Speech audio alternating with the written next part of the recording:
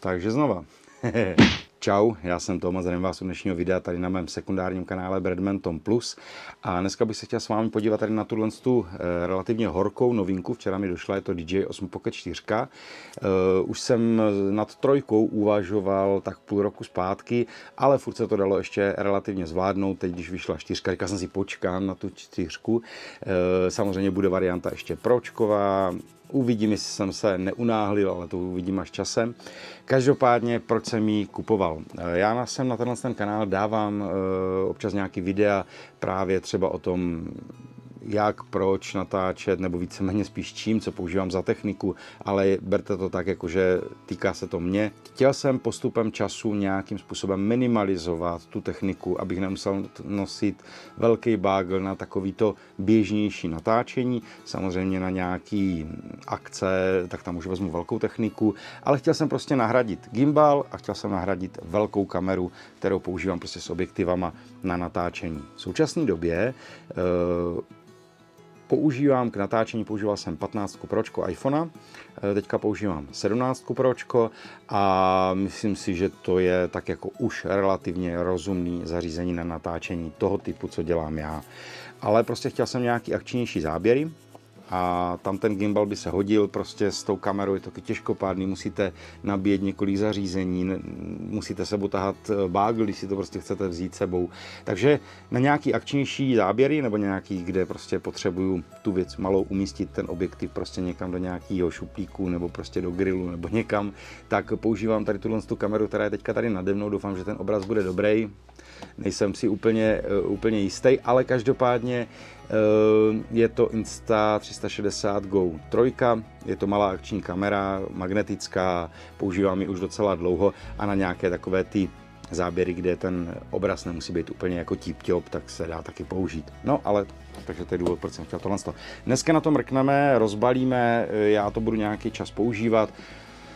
Pak uvidíme, až vyjde to Pročko, 4 Pročko, tak už bych mohl mít něco odtočeno, protože já hnedka, jak to rozbalím, už jsem natěšený, fakt jako včera jsem to dovezl a chtěl jsem to hnedka použít, nebo rozbalit a prostě si hnedka, jako víte, jak to je s tou novou věcí.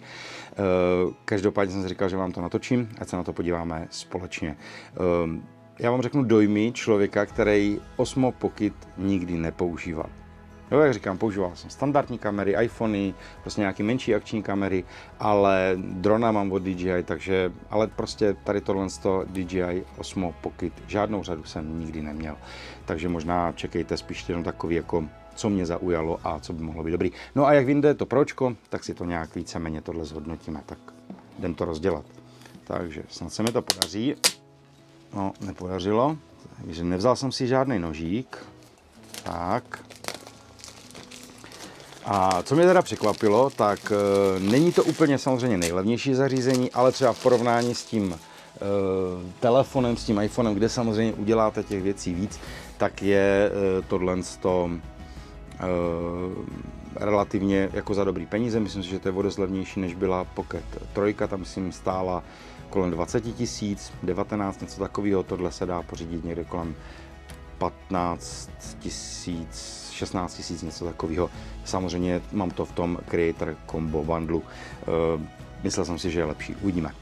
Jde mě hlavně o to, že jsem chtěl vyzkoušet ten Feel-Lite. Hele, čekal jsem takovej ten iPhone style rozbalení, tak to je první věc, to nic. Nevzal jsem si nožík, hele, a schválně už mám tamhle na stole. Já pro něho skočím. Je to opravdu natáčení na punk, nic nemám připravenýho. Tady si můžeme jenom mrknout jednoduše jednopalcový senzor až 4K 240 snímků za vteřinu, což by mohlo být zajímavý. Nějaký 14 stopej dynamický rozsah, 10-bitový D-Log, což by mohlo být zajímavý ve spolupráci například s tím iPhonem. A 3osá stabilizace, jasně, touchscreen,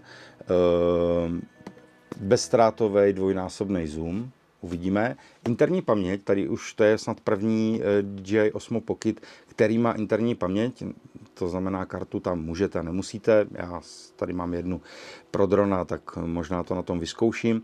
Active Track 7, což je ta věc hlavní, kvůli které jsem to kupoval, protože chci prostě tu kameru někam umístit a chci, aby mě vlastně zabírala, když budu cokoliv dělat, protože nemám kameramana, je to one man show, jak víte. No a co je super, tak je tam v podstatě mikrofon uvnitř, DJI Mic 3, myslím, a snad údajně by to mělo zvládat i 4 vstupy mikrofonní, což já nepoužívám, ale upřímně, koupil jsem si tady už je to lety, tady ten Rode Wireless Go 2, koupil jsem si 2, má to samozřejmě přijímač, vysílače, jo, 2, má to ty mrtvé kočky, ale jeden ten mikrofon jsem nepoužíval delší dobu, už se mě nafoukla baterka, už je to fakt jako starší zařízení, tohle je úplně někde jinde, menší, chtěl bych to používat i samostatně, nejenom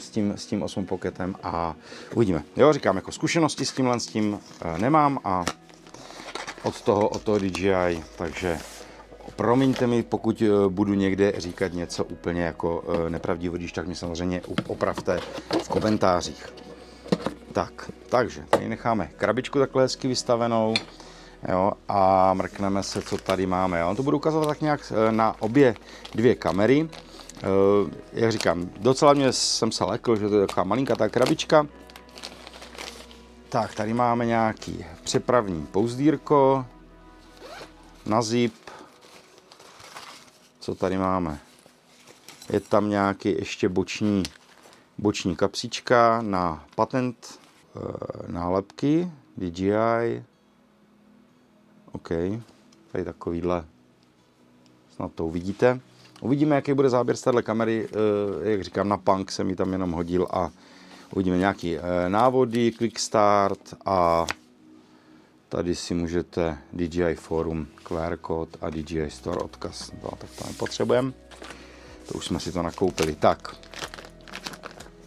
Jinak koupil jsem to normálně na Alze, dám vám dolů odkaz, kdyby náhodou někdo jako by ho to zajímalo a nemohl to najít, ale klidně si ho tam proklikněte. Tak, tady je takový větší boxík, už vypadá hezky zakrytej ten zip, takže v tom by se to dalo i převážet. A mrkneme, co tady máme. Jako mají to vymyšlení dobře, tak tady je to nejdůležitější. Tady je samotný Osmo Pocket, docela mi přijde jako těžší zařízení, kolik to váží takhle. To jsem tady nenašel, každopádně to určitě všechny ty parametry najdete přímo na stránkách. Tak, tady máme jednu mrtvou kočku, to je klasická černá, takováhle. OK. Pak je tady taková, řekl bych, sůl a pepř. To snad není možný. Takže už vám to radši ukazovat nebudu.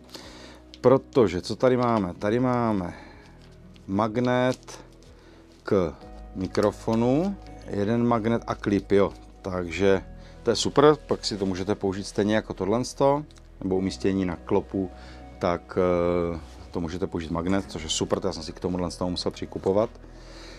Tady je ten malý mikrofonek. Hele, ukážu vám ho, ať mě to zase nespadne moc dolů, tak snad teďka, jo, prostě to je super malinkatej, jo, tady je nabíjecí konektor a on je tady nahoře, jak se tam nacvakne jenom, no a teď jak se to odsvakne, na to přijdu. Takže když si dáte někde tu klopu, pak tam jenom na klopu, pak to jenom prostě přicvaknete, to je super, to se mně líbí, a nebo přes magnetek, taky fajn. Pak tady máme, co tady máme? Ten fill light, to světýlko na nějaký vlogování. Nemá vlastní baterku, nemá vlastní akumulátor, ale má to 2 klouby a tady na tom krytu to má, nebo na té části má ty piny pro vlastně připojení do toho Osmo Pocketu. Nahoře 2 tlačítka, malinkatej tripod. OK, ten se taky může hodit, i když používám větší, což je možná pravda, já jsem vám určitě natáčel, jak používám tady ty Quick Connecty od Ulanzi, tak to určitě bude další věc, kterou připojím si tady sem, protože tady máte i stativový závit, není to baterka, ale je to vlastně stativový závit, který má průchozí USB-C, to znamená napájení ze spodu. Tady ho to má vlastně vedený na bok, abyste to mohli právě třeba umístit na ten tripod, na ten stojánek, případně na tady ty moje ulanzy, který používám. Tak, co dál tady máme? Jo, tady ještě čočka, širokouhlá. A dál tady máme, to už bude všechno. USB-C kabel pro nabíjení mikrofonu. Tak, jak to tam, taky magnetický, no pecka, to se mně líbí. Normální C na C kabel pro nabíjení osmopokitů a šňůrka na zápěstí. OK. Osmopokit. Takhle. A jak to mají vymyšlený? Tak, tady je takovej kryt, který je tam jako nově. Tak a tak, jo. Dobrý, takhle to dáme nahoru. Všechny nálepečky. Takový to ASMR. Všecko oddělat. To je asi tak všecko. Je to relativně příjemný do ruky. Tak, teď bychom to měli zapnout a první zapnutí 8. Tak, odděláme nálepku z kamery. A jaký jazyk? Co tam máme? Je tam čeština? Není. Jazyk polský, možná aktualizace, uvidíme. Tak, angličtina nám nevadí. English, swipe to skip, OK, tak to teďka jenom tak jako. A start guide je teďka ne, shutter record, 3D joystick, zoom button, custom, to je vlastně novinka, ten custom button je tam novinka a dá se vlastně nastavovat i co se má stát, jak se to má, jakože když to otevřete, rychlý vlastně spuštění, myslím si, že i nastavení gest, kterýma to můžete ovládat, stejně jako dneska řadu dronů od DJI a vlastně zapínáte to a vypínáte tím, že otočíte ten displej nebo tím zapínacím tlačítkem. To je tak to, co jsem viděl. OK, done, máme hotovo. Jo, to je hodně podobný jak ten Insta. Samozřejmě Insta jim jde po krku, takže se snaží teďka udělat novější nebo takovýhle konkurenta Osmopokit 4, ale pročku. Ale budu to asi muset si všechno projít v klídečku. Tak, mohl bych vám teoreticky tady něco zkusit zaznamenat, nevím na jakou je to kvalitu. Video, 4K, 30 snímků. Tak, zapl jsem to. Můžu si upravit. Tak. No a vidíte teďka, jak mě to trackuje, to jsem to možná hodně stáhl. Tak třeba. Jo, takže by se dalo i s tím natáčet, vlogovat. OK. Zkusíme tam připojit tady to prodloužení na ten stativový závit. Je super, že mě to furt stále trackuje, i když to mám prostě natočený takhle blbě, což je super. To je to přesně, co potřebuju. Tak, ty vogo. Bude to fungovat, když to s tím budu otáčet?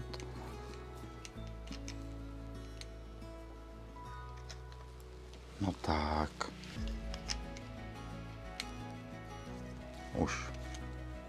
Vypadá to, že mě to furt sleduje. To je přesně to, co já potřebuji, aby mě to zabíralo, když se budu jakkoliv nahýbat. A co jsem to chtěl vyzkoušet? Jo, chtěl jsem vám ještě ukázat podívat se na ten širokouhlý objektiv, aby jsme tam toho dostali víc. Mně osobně asi stačí ten standardní, měl by být magnetický, tak ho vyzkoušíme rovnou. Viděli jste rozdíl? Jo. OK. Jako není to úplně špatný. Samozřejmě máme trošičku rozhozenou tu perspektivu. ale na nějaké natáčení tohle bude asi pro mě jako přece jenom trošičku lepší. Přemýšlím, gimbal rotated a tady vidíte takhle úpravy. Ještě by mě zajímal manuální režim, protože ten je možná pro mě důležitější. A nějaká úprava barev, to si budu muset všechno tady z toho hlediska najít. Standardně tady teďka to přišlo, je tam 55% kapacity akumulátoru a jo, funguje to dobře. Tak zase jsem to zapnul a zkusíme zoom. Ježišmarja, ne. Dobře, tak. Jo, takže 1, 2, no, stačí. Moc zoomovat tady nebudu na sebe a teďka vyzkoušíme ten fill light. Tak, fill light jsem tam hodil. Teď bohužel nevypnu světla, ale jdu tady za roh. Tak, teď jsem v takovém přítmí, kde opravdu je jako dost tma. Jo, aha, musím počkat na to, až se to zaktivuje a teďka mě to bude zabírat. Jo. Hele, to přísvitový světýlko není úplně špatný na nějaký situace, kde prostě fakt jako není moc vidět. Já vám můžu otočit tu kameru, ať vidíte, jestli to bude mít i takhle lepší. Tak. A teď tady je prostě nějaký bordílek.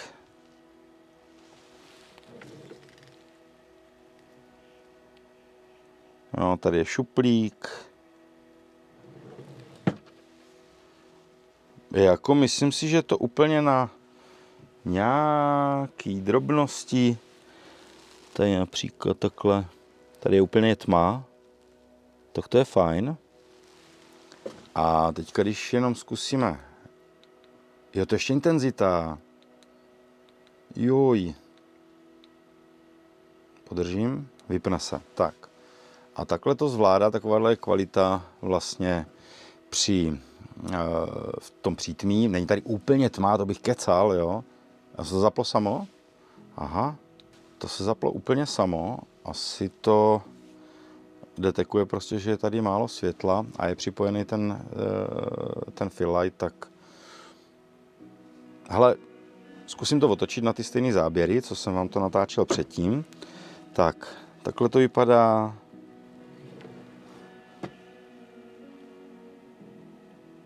Jo, takhle. A tady třeba jsme byli u těch boxů. Jo, zaostření asi nic moc. Teďka rožnu, rozsvítím. 2, 3, samozřejmě ten přísvit bude trošku víc žrat tu baterku, ale i v tomhle stylu si myslím, nebo stavu si myslím, že to je fajn. A ještě otáčení displeje. Teďka vidím, že mám zvedlou levou ruku na videu, ale zvedám pravou, takže tam by šli nějak ještě upravit ty gesta. Tak, zapl jsem si ten Active Track a zkusím ještě zapnout ten mikrofon, hezky zavibruje, což se mně jako líbí, že to zahlásí, že se to zaplo, nepípá to. Samozřejmě možná to bude všechno nastavit a zkusím tady, tak vypnu záznam. Já jsem teďka nevím, do které kamery se mám koukat. A zkusíme si napárovat tenhle mikrofon, DJI Osmo Audio a zapni párování. Tak, mám aktivovaný Active Track a mám teda aktivní ten mikrofon DJI Mic 3. Je super, že tady vidím i audiometr, to znamená to, jak moc hlasitě to bude slyšet, jaká je vlastně hlasitost toho záznamu.